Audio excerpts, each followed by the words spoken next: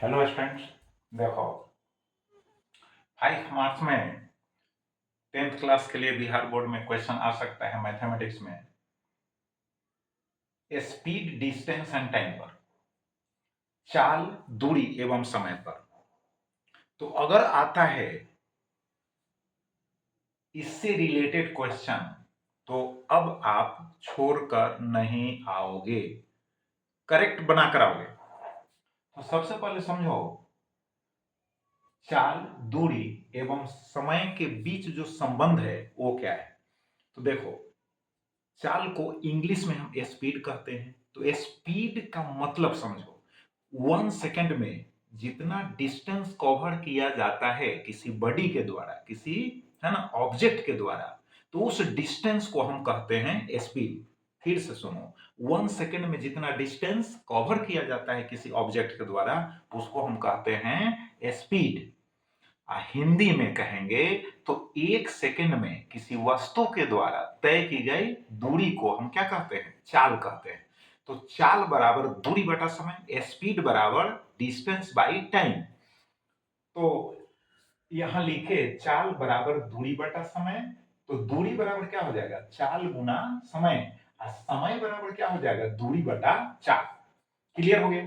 अब देखो, मात्रक जो होता है मीटर प्रति सेकंड, अगर उसको किलोमीटर प्रति घंटा में बदलना है या किलोमीटर प्रति घंटा को मीटर प्रति सेकंड बदलना है तो उसके लिए हम ट्रिक बतला रहे हैं कि सपोज करो 36 किलोमीटर प्रति घंटा चाल है यानी स्पीड है, उसको मीटर प्रति सेकंड में हमको बदलना है तो 5/18 यानी 5/18 से मल्टीप्लाई कर देंगे तो आ जाएगा 10 मीटर पर सेकंड। फिर चेक कर लो, 10 मीटर पर सेकंड को अगर किलोमीटर पर आवर में बदलना है तो 18 कर दो, अब 18/5 से मल्टीप्लाई कर दो तो 36 किलोमीटर पर आवर आ गया कि नहीं। अब चलो एक क्वेश्चन है, रमेश धारा के अनुकूल 2 घंटे में 20 किलोमीटर नाव चला सकता है। तो धारा के अनुकूल का मतलब क्या हुआ, धारा की दिशा में, जिधर धारा बह रही है, जिस दिशा में नदी की धारा बह रही है उस दिशा में अगर कोई नाव चलाता है, बात समझ गए, तो नाव की चाल में समर्थन न होगा, हेल्प न होगा, तो उस स्थिति में चाल जो है कितनी होगी, तो दूरी अब बटा समय, डिस्टेंस बाई टाइम। तो 20 किलोमीटर अब बटा हो जाएगा 2 घंटा, तो कितना हो जाएगा 10 किलोमीटर प्रति घंटा, याद रखना। फिर धारा की विपरीत दिशा में यानी प्रतिकूल, प्रतिकूल तो विपरीत दिशा, तो 4 किलोमीटर अब बटा हो जाएगा 2 घंटा, तो कितना हो जाएगा 2 किलोमीटर प्रति घंटा, प्रतिकूल यानी धारा की विपरीत दिशा में। तो धारा के विपरीत दिशा में विरोध न हो रहा है, नाव की चाल का विरोध हो रहा है यार। तो अब देखो, मान लिया कि शांत जल में, जल शांत है, तो उस स्थिति में नाव की चाल कितनी है, x किलोमीटर प्रति घंटा, और धारा की चाल कितनी है, तो y किलोमीटर प्रति घंटा। तो धारा की दिशा में क्या होगा कि x प्लस वाई हो जाएगा, यानी समर्थन जब होगा तो एडिशन होगा, जोड़ होगा, और जहां विरोध होगा विपरीत दिशा में तो वहां सब्ट्रैक्शन होगा यानी घटाव होगा। तो x प्लस वाई हो गया, अब बराबर दिया हुआ है 10। समीकरण 1 इक्वेशन नंबर 1 हो गया, x माइनस वाई विपरीत दिशा में है तो घटाएं हैं, तो यहां हो गया 2, तो 2 इक्वेशन नंबर 2 यानी 2। अब दोनों समीकरणों को, दोनों इक्वेशंस को हम सोल्व करेंगे। तो इजी वे में देखो, दोनों को ऐड कर दो, तो ऐड करोगे तो y प्लस में है, y माइनस में कैंसिल हो जाएगा, तो 2x हो गया इज इक्वल टू 12 हो जाएगा, 10 और जोड़ 2 12 हो गया। x का मान 6 यानी 6 किलोमीटर प्रति घंटा हो गया। अब x का मान लेकर किसी भी समीकरण में रख दोगे तो y का मान निकल जाएगा। तो हम फर्स्ट इक्वेशन में रखें, x की जगह पर रख दी है 6 plus y is equal to 10, तो y इज इक्वल टू हो गया 10, अब माइनस हो जाएगा 6, तो इज इक्वल टू कितना हो गया 4 किलोमीटर पर आवर। तो धारा की चाल निकल गई और नाव की भी चाल निकल गई। दूसरा क्वेश्चन देखो, एक मोटर बोट को धारा के प्रतिकूल 30 किलोमीटर एवं अनुकूल 28 किलोमीटर जाने में 7 घंटे का समय लगता है, वह धारा के प्रतिकूल 21 किलोमीटर जाकर अब 5 घंटे में वापस आ सकती है, कौन, बोट। तो शांत जल में बोट की चाल एवं धारा की चाल ज्ञात करें। तो देखो, मान लिया कि शांत जल में मोटर बोट की चाल x किलोमीटर प्रति घंटा है, फिर धारा की चाल जो है y किलोमीटर प्रति घंटा है। तो चाल बराबर यानी speed is equal to distance by time. तो टाइम बराबर कितना हो जाएगा, डिस्टेंस बाई स्पीड, यानी समय बराबर होगा दूरी बटा चाल। तो देखो प्लस एक्स प्लस वाई, यानी हमको समय कंबाइंड फॉर्म में दिया है, एक साथ दिया है समय, समझ गए, एक साथ दिया है। देख लो, प्रतिकूल यानी धारा की विपरीत दिशा में 30 किलोमीटर, अनुकूल यानी धारा की दिशा में 28 किलोमीटर, जाने में कुल समय 7 घंटा ही लगता है।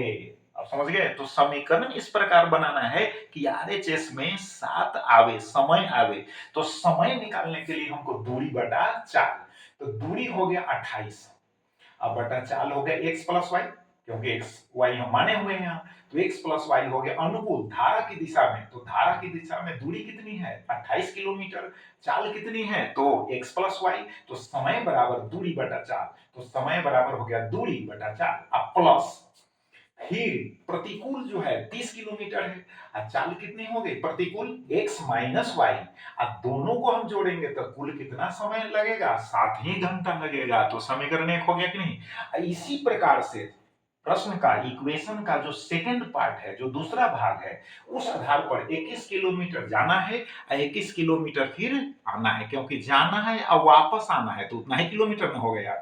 तो कंबाइंड जो टाइम है एक साथ जो समय है 5 घंटा है। तो फिर उसी प्रकार से 21 बटा एक्स प्लस वाई, 21 से तो आना है, तो 21 बटा एक्स माइनस वाई बराबर 5। अब हम क्या किए हैं कि ऐसे इसका वैल्यू कुछ न लेकर, है ना, जैसे हम एक 1 बाई एक्स प्लस वाई, यहाँ भी 1 plus x y, x plus y, यहाँ भी 1 बाई एक्स माइनस वाई, यहाँ भी 1 बाई एक्स माइनस वाई, तो 1 बाई एक्स प्लस वाई को कुछ मान लेते हैं और 1 बाई एक्स माइनस वाई को ही मान लेते हैं, तो फिर लंबा सॉल्यूशन हो जाता। तो इसलिए हम क्या किए हैं डायरेक्ट सोल्व कर दिए। देखो क्या किए हैं, सो देखो इस इक्वेशन में जो है हम 21 से मल्टीप्लाई किए, यहां पर 1 बाई एक्स प्लस वाई में कितना से मल्टीप्लाई किया हुआ है, कितना से गुना किया हुआ 21 से, 21 से, तो 21 से इस इक्वेशन में हम मल्टीप्लाई कर दिए। 28 यहां है तो 28 से इक्वेशन 2 में मल्टीप्लाई किए। तो ऑन एलएचएस ऑन आरएचएस, मतलब हम इक्वेशन में समीकरण में जब गुना करते हैं तो आरएचएस एलएचएस दोनों तरफ करते हैं, क्योंकि हम समीकरण में गुना कर रहे हैं। तो गुना करने पर जो आया यहाँ लिखे हुए हैं, यहाँ भी गुना करने पर आया लिखे हैं, यहाँ भी लिख दिए। तो यह हो गया समीकरण 3 यानी इक्वेशन 3 हो गया। फिर उसी प्रकार से इसको मल्टीप्लाई करके यहाँ ले आए तो इक्वेशन 4 हो गया। अब क्या किए 4 माइनस 3 कर दिए, इक्वेशन 4 में से 3 को घटा दिए, यानी 4 में से 3 को घटा दिए। अब 4 में से इसमें से इसको घटाएंगे यार, है ना, इसमें से इसको घटाएंगे तो देखो ये प्लस में है और यह क्या है, यह भी तो प्लस में है। तो जब घटाएंगे तो समीकरण 3 के साथ माइनस चिन्ह हमको लगाना होगा, 3 के साथ, इसमें माइनस यहाँ माइनस यहाँ माइनस, ठीक। तो यह क्या होगा कैंसिल हो जाएगा, प्लस में और उतना ही माइनस में कैंसिल हो जाएगा। तो अब इसमें से इसको घटाएंगे, ठीक, तो इसमें से इसको घटाएंगे तो आ जाएगा 42, अब बाई होगा x प्लस वाई तो रहेगा ही नीचे, और इसमें से इसको घटाएंगे 150 माइनस 147 तो हो जाएगा 3। आप कहोगे सर 3 में से 4 को क्यों नहीं घटाए, अरे यार बात एक ही होता, नेगेटिव होता फिर नेगेटिव लेकर कैंसिल कर देते। बात समझ गए, हमको यहाँ ये पॉजिटिव है, देखो 630 है, यानी यहाँ पर 588 है, तो ये जो 588 है इज लेस देन 600 कितना 30, इससे छोटा है, इससे कम है, इसलिए पॉजिटिव वैल्यू आएगा। तो फिर माइनस, है ना, कॉमन लेकर फिर बोथ साइड से कैंसिल करना पड़ता है, तो डायरेक्ट हो गया।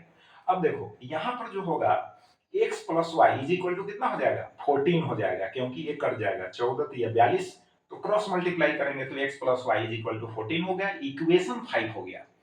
अब चलो 2 एवं 5, अब 2 देखो 2 कहां है, तो देखो यहां पर क्या करते हैं कि हम x प्लस वाई का जो वैल्यू है 14 उसमें रखते हैं, सेकेंड इक्वेशन में रखते हैं। तो सेकेंड में जब रखेंगे तो 21 यहाँ 21 होगा, x प्लस वाई के जगह पर रख देंगे 14, अब प्लस हो गया 21 अब बाई x माइनस वाई हो गया।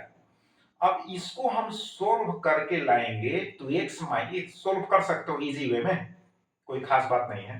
तो x minus y is equal to कितना होगा 6। अब यह हो जाएगा इक्वेशन 6 यानी समीकरण 6। अब मेरे पास टू इक्वेशंस है ना, बोनाफाइड इक्वेशंस हो गए 5 6। अब इन दोनों को अगर हम सोल्व करते हैं तो देखो ना x plus y is equal to 14 है, x minus y is equal to 6 है, ऐड कर दो दोनों को, y प्लस में y माइनस में कैंसिल हो जाएगा, x प्लस x 2x हो गया, 14 में 6 जोड़ दोगे तो कितना हो गया 20 हो गया, और 20 हो गया तो x इज इक्वल टू कितना हो जाएगा 10 किलोमीटर पर आवर हो गया। अब x का वैल्यू किसी भी इक्वेशन में डाल दोगे तो y का वैल्यू निकल जाएगा। तो x का वैल्यू अगर हम डाल लेते हैं, किस में डाल दिए, किसी में डाल सकते हो, जैसे 5 में, चाहे आप 6 में डाल सकते हो, बात समझ गए। तो 5 में डाल दिया तो x के जगह पर हो गया 10 और plus y is equal to 14, तो लिखिए यहाँ 10 plus y is equal to 14, तो y इज इक्वल टू 14, अब माइनस हो जाएगा 10 तो यहाँ 4 किलोमीटर पर आवर हो गया। तो निकल गया कि नहीं x का वैल्यू y का वैल्यू। तो इस तरह से हम स्पीड, डिस्टेंस एंड टाइम पर यानी चाल, दूरी, समय पर अगर प्रश्न आता है तो एक बात याद रखना, छूटेगा ही नहीं क्वेश्चन अगर आता है तो, यानी धारा के अनुकूल, अनुकूल याद रखना, अनुकूल मतलब धारा की दिशा में, तो ऐड कर देना चाल को, यानी नाव की चाल को, धारा की चाल को ऐड करना, धारा के प्रतिकूल रहेगा तो घटा देना। तो x plus y, x minus y पर ध्यान देना, चाल बराबर दूरी बटा समय, समय की जरूरी होगी तो समय बराबर हो जाएगा दूरी बटा चाल, यानी time taken is equal to distance by हो जाएगा स्पीड, इसको याद रखना। तो हमको लगता है कि अब क्वेश्चन जो है इस पर नहीं छूटेगा, इसकी 100% गारंटी हो गई। तो प्रैक्टिस करें, फिर नेक्स्ट वीडियो में हम मिलते हैं। थैंक यू, बहुत बहुत धन्यवाद।